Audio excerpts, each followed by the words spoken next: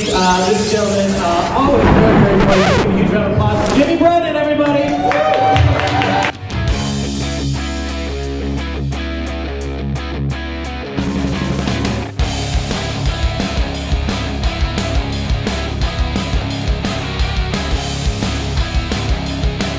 Service isn't flat enough with my beard there, so let's all keep an eye on it together. All right, excuse me, I couldn't transfer it to a card yet. It's a pretty new bit anyway. But what I wanted to say was, live from Las Vegas, this is Wednesday night. Nice to see you guys. All right, you got couples out here? Couples? I'm kind of blinded by the light over here, but couples? No, single people. Yeah, single people? Yeah. I don't envy you. I don't envy you at all. I don't. It's alright, no, I haven't always been in love though. I am in love now though. Ooh, nice about it.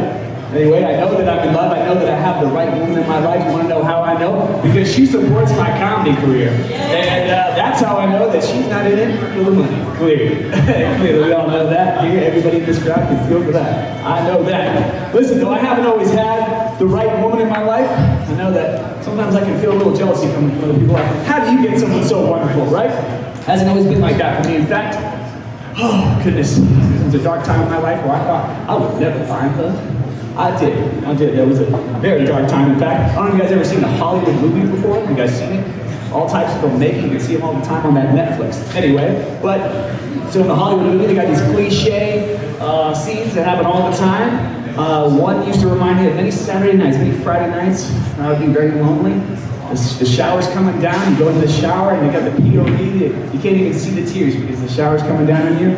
And then this song is playing in the background most of the time, and this is how the song goes. It goes, usually you have the soap maybe in your hand and you get really into it. All by myself, don't wanna be all by myself anymore. But that's not me anymore, you know, that's part of the past. Now I take bats. I'm a bat guy now. I don't know if you guys know about bats, but it seems like just a medium of hygiene. I know, it's pretty straightforward, but I'm telling you, it's a whole mentality. It's to be all about showers, racing through my life, shower to shower.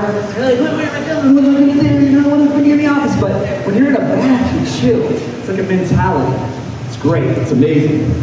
Actually, I had an epiphany once upon a time, and I realized that my life wasn't going the way I wanted to. You know, like I said, I didn't have any love. I thought love was never going to find me.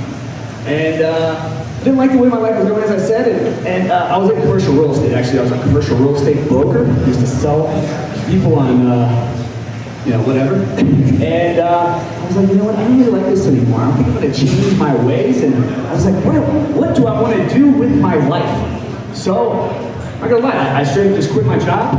I said, you know what, it's taken my heart to get into acting. So I started acting, I joined an acting class, an acting group, and then I started taking baths. And let me tell you, things really started to turn around for me when I changed my mentality and I started taking those baths.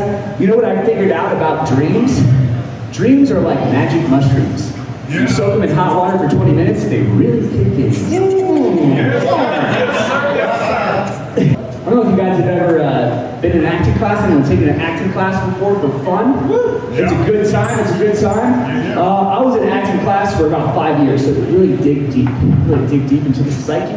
You get emotional. I'm Irish Catholic, I don't know if anyone here is familiar with the condition. But my family, you know, as a man in an Irish Catholic family, it's like, when you start talking about your feelings, they're like, son, unless you're getting angry, shove that down real deep. Never talk about it again, and then when you die, we'll bring the priest in, and he'll forgive you, and you'll go on to heaven. And that's how Catholicism works, everyone.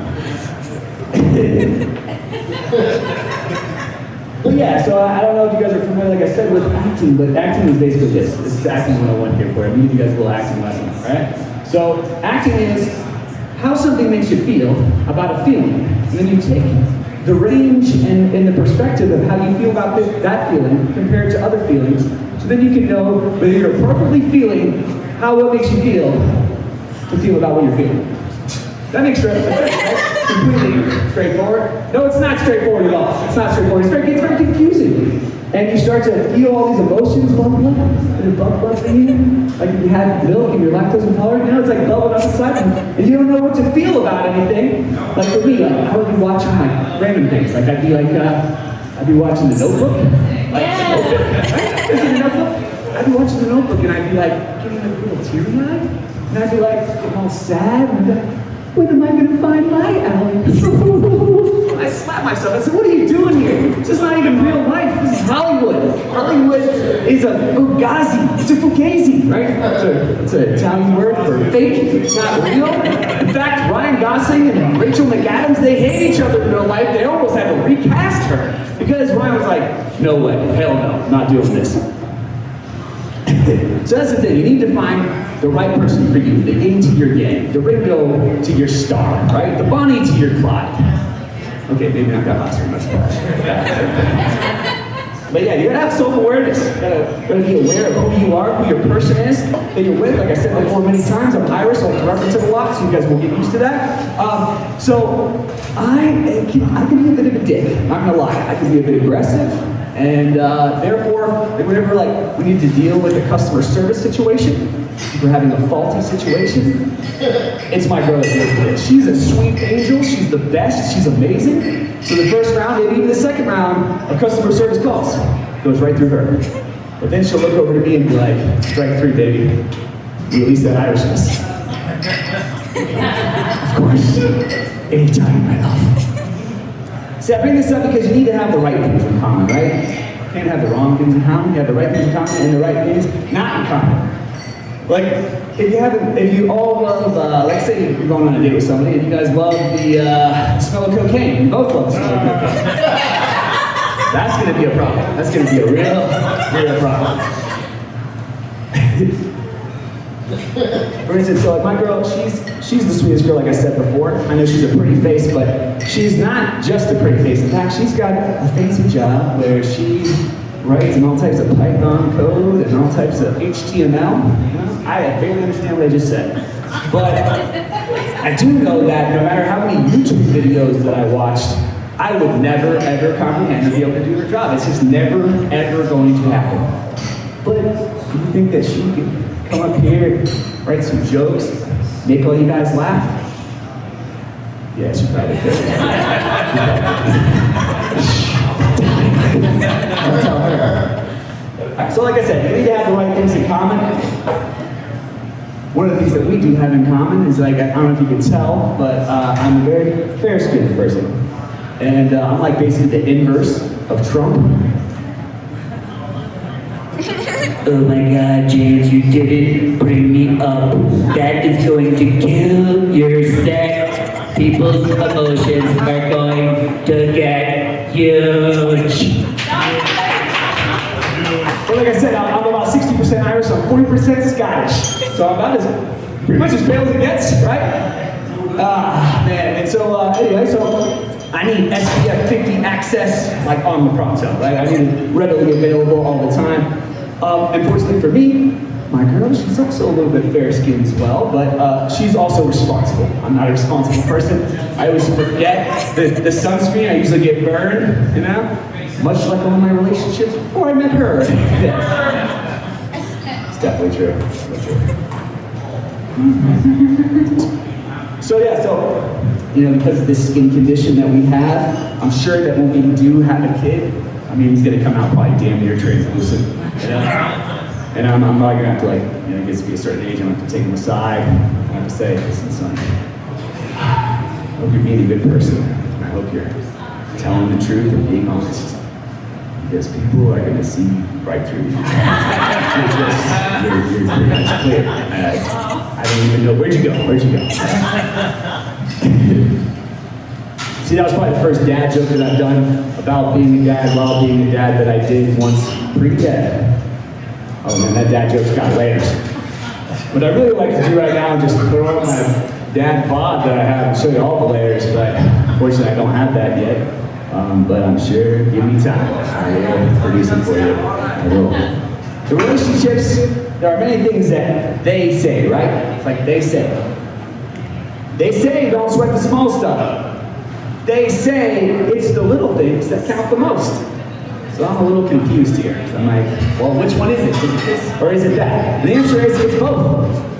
It's yes and it's no. So you're like, I'm a little confused here. Well, that's a relationship. That's the point of a relationship. When you get married, what do they tell you? They say until death do us part. You didn't know the whole point was to be completely confused until you die. That's the point. All right, the last thing I'm gonna tell you here, you gotta know the difference between good little things and good bad things, all right? Let me give you an example of a good little thing. Good little thing here, good little thing. See, I like to go hiking, I like to exercise, I like to be active, and so I have a problem with my sticky socks. You know, my sticky socks, they're disgusting, they smell, and I take them off and I shoot them like Kobe, you know? Oh man, right? Sometimes I miss though, sometimes I'm like a couple inches to the left, not a big deal to me, but to the psychology and the well-being of my beautiful girlfriend that has to pick up those socks, it matters a lot, right? It does matter a lot, so that's all right. So a bad little thing right here, right? So let's say your lady tells you, you know what? It'd be nice if you put a little extra time to find that little place, you know, in the bedroom. That little place that seems to elude many men. It's a legend, actually, but can't find it. Its mystery is actually only exceeded by its power. And I'm not talking about the continuum transfunctioner from Dude, Where's My Car? No. I'm talking about the G-spot. That's what I'm talking about. And men, let me tell you, trust me when I tell you, if you can find that, you can put your socks wherever the hell you want. I'm Jimmy Brennan. Have a great night. Jimmy!